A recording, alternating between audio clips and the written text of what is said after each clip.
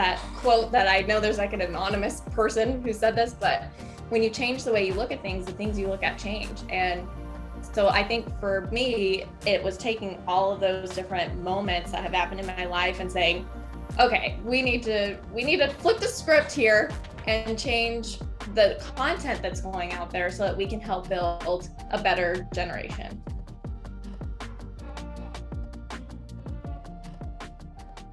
Hey everyone, welcome to another episode of Quick Quadversations. I'm your host, Gabe Trujillo, and for this episode, I'm speaking with author Chelsey Davis Hamilton so she can talk about her new book, Wyatt's Wheels. Chelsey, thanks for joining us today. Hi, thank you so much for having me. I'm so honored, Gabe. Oh, no problem, my pleasure. I heard about your new book and I wanted to learn more about it, and I thought you'd be a perfect guest for one of our new episodes. Oh, thank you. Oh, yes, I would love to tell you all about Wyatt's Wheels, which I have behind me here and also in hand because it's just so cute, right? That's Wyatt. He's the main character. And so it's a fictional story, but Wyatt in this book has spina bifida and uses a wheelchair. And he's going back to school and he decides, I want to try out for the track team. But he, like any other person in the world, has a little self-doubt. Thankfully, he has really good friends and really good family members who support him and cheer him on. And we'll have to see what happens. But spoiler alert, he teaches us all how to win. So that's what the children's book is about. Awesome. So how did the inspiration come about, or why did you decide to write a children's book about disability? Yeah, so I actually wrote 5 children's books during the pandemic. Since a lot of events were canceled and that was kind of my creative outlet, I turned to writing children's books, which was also like a big dream and goal of mine that I've always wanted to pursue. And 3 of the 5 children's books have a main character with a disability. And I just think it's so important to have inclusion, but also representation. I feel like if someone was to ask me, what's your favorite book? Instead of picking a novel, I would pick a children's book. I just feel like the moral of the story is so fun when you can see things click with children and then hear them say what they think the moral of the story is. That's just so meaningful. So I thought I'm going to make my 3 of the stories so far with a main character who has a disability to kind of regulate this, but then to also promote inclusivity. My focus right now is inclusion, inspiration, innovation, and impact. And it's kind of varying on that order, but inclusion's just been a really big one. We just had July as Disability Pride Month. And I know that we're past it now, but I just feel like not a lot of people know that exists. And so I was so grateful that my book could come out in July so that I could promote not only that, but to also help raise awareness for spina bifida too, because that's not necessarily a common thing that people might think about. So there's a lot of symbolism in the book too. Like you'll see the color yellow, and that's the color ribbon it would be to represent spina bifida, things like that. The back of the book is a trophy so that people who read the book get to win too in some way, shape, or form. And with Wyatt too, having spina bifida, I had mentioned emceeing events. I had emceed an event in 2014 for the Spina Bifida Association in Arizona, and it's called the Walk and Roll event. It happens in October generally, when temperatures are better out here. Gabe, you know all about the heat. Right. Yep. I just loved the participants so much. Their energy was so amazing. And I was deciding in that moment, I'm going to have one of my main characters have spina bifida just because of how amazing they were. Awesome. Now, do you have any like firsthand experience or anecdotes about people with disabilities or world with disability? Yeah, I mean, so growing up out here in Arizona as second generation, by the way, which is rare. So we're going to embrace that. Gabe, were you from Arizona originally? I am born and raised. Okay, here we go. Virtual, yay for us. Cue the confetti cannons. So growing up out here, I had a lot of close like family friends who had children with disabilities who were around my same age. So growing up, I was almost a nurturer meets defender. I was very protective of people with disabilities. And so because they were my close friends, if anybody was to be disrespectful to them or to not include them the way that we all should equally include each other, I immediately stepped in. I was like that person. And even, throughout high school and going on, into my career, I've always kind of been a lone wolf per se. I like to travel and go to people who might feel isolated and learn more about them and understand why they feel that way and make them feel more included. And so even in high school, I would randomly just walk and not be at a group or a table and just find people who are sitting alone and learn more about them. And when I was a freshman in high school, I broke my neck, and that was very scary. But thankfully, it was hairline fractures from C3 to T1. So all the cervical spine, basically. And I had chest wall contusion, the ligaments had detached. So my bones were kind of doing this thing, and my neck was sliding forward. Lots of, concussion, neurological related issues because of that as well. But thankfully, I didn't have to do a fusion surgery. I was able to do a Miami J collar, neck brace, physical therapy. I mean, even at that time, doctors were like, there's going to be a lot of things you can't do. Like, you won't be able to run again. You won't be able to dance. You won't be able to do these things. And as somebody who grew up a dancer and a cheerleader, that really crushed my soul. But thankfully, I was able to heal from that and still move on from that. But then fast forward to senior year, and I know you had a lot of stuff going on your high school year too, Gabe. So I know it's not the same thing, but we can at least empathize and relate to each other. But like my senior year, I had a pulmonary embolism. So I was only 17 and I almost died. I was in the hospital. And it's one of those things, like, I'll also know that you can relate to this. Like when, people say that phrase, like, oh, it took my breath away. I literally know what it feels like to have my breath taken away. You do too. So, I mean, from that, then thankfully survived. It was like miraculous, Gabe. It was like the third day, like nearly dying and rising again. It was so symbolic. And so after that, I was like, I'm here for a purpose and I want to fulfill my mission, which I call my GPS, God's plan for success. And I just want to impact people's lives. If I can just be sunshine for other people every single day, that's what I want to do.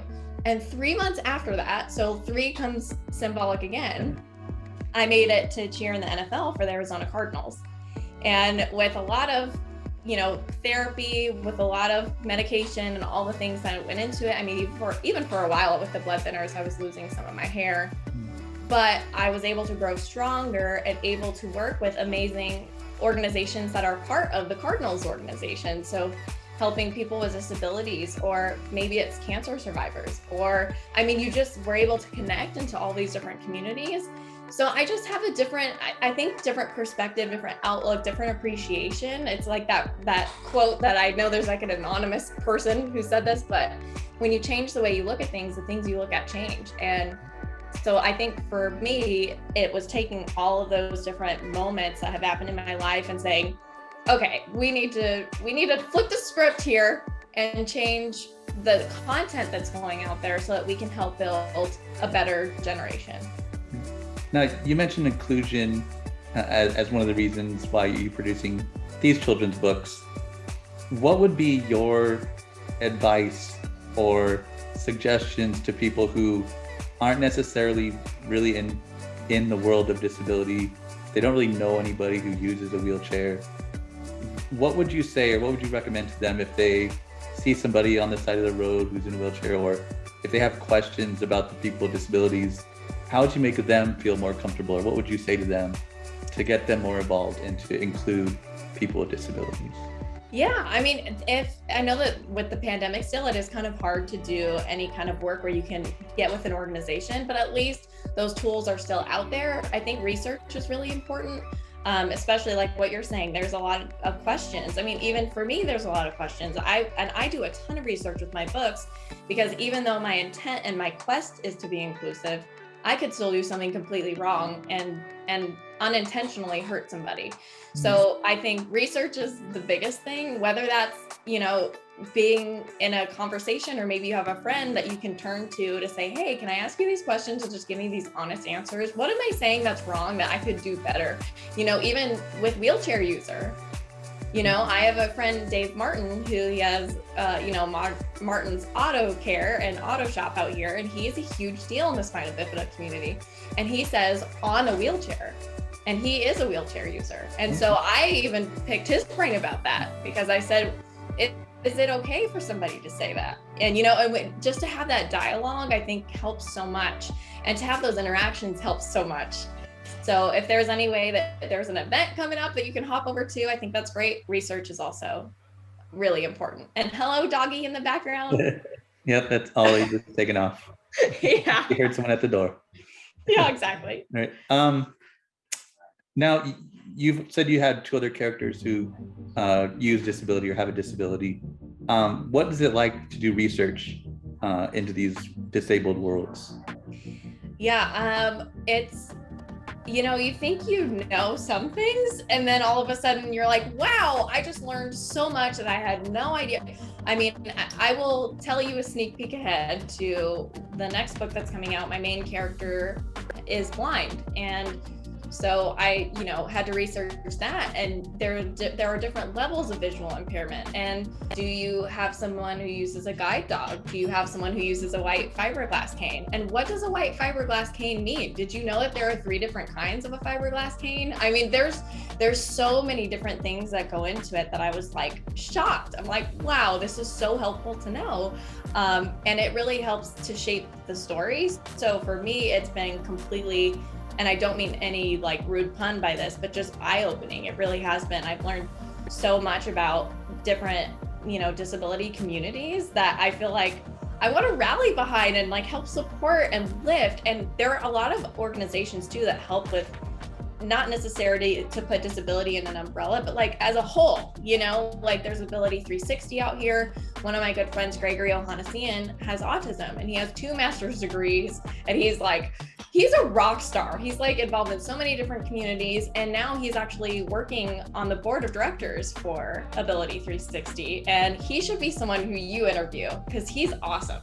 But yeah, so I think just the research side of it all has been really beneficial to me to be better, Now, after all that's said and done, how has the perception of the books been so far since they've been released? It's been really good, Gabe. I'm so excited. And so right now I only have 1 out, but I'm going to have more that are coming out. But what was so special to me about these books is a lot of my girlfriends, and I will be honest here, most of them are NFL alumni because we're all like a sisterhood, but they went through the book and read it with their kids, and their kids they would take videos of their kids or pictures of their kids and tell me what they were saying. And it was blowing me away. Like I was literally in tears for days just hearing the reactions. And, some of my NFL sisters also have children who have a disability. And so for them, they would read the story and say, oh my gosh, Wyatt can do all of that, then that means I can do anything. And I was like, yes, that's the whole point of the book.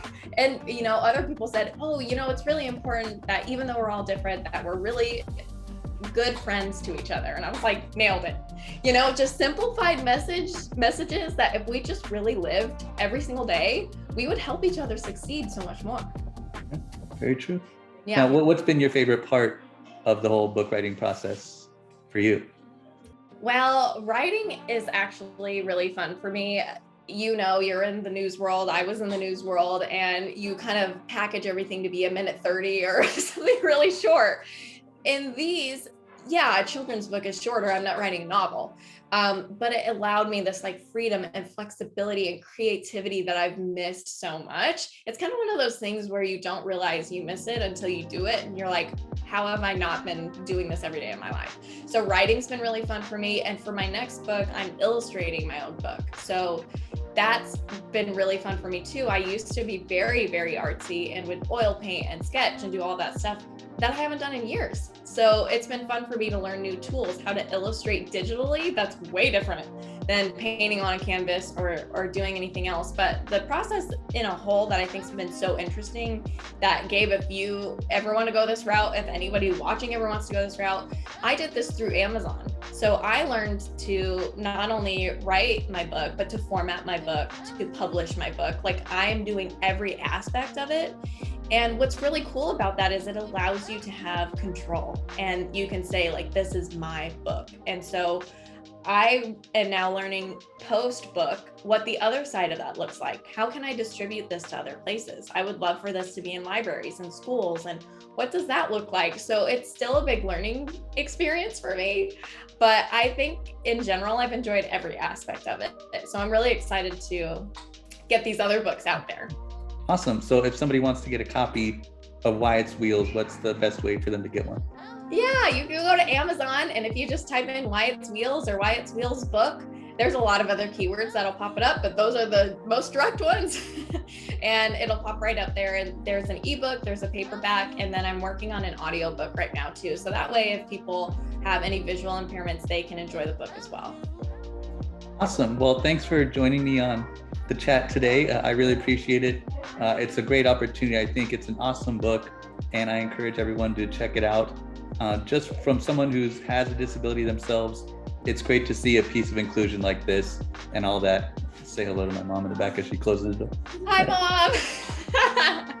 And I just think it's a really cool thing to see. As soon as I became disabled, I didn't see that much representation in books or in media. So to have something like this and to show kids that they can still achieve greatness, they can still find success, even if they have a disability, is a message I can clearly get behind. So I just want to say thank you for producing content like this, and I wish you nothing but the best in this endeavor. Thank you. I appreciate your support, and also thank you for being such a great role model and inspiration to everyone else too. You're awesome. Awesome. Thanks. Well, thanks for joining the chat again today. If any of you have any questions or information about any future episodes, feel free to comment below. Otherwise, thanks for listening for Quick Quadversations.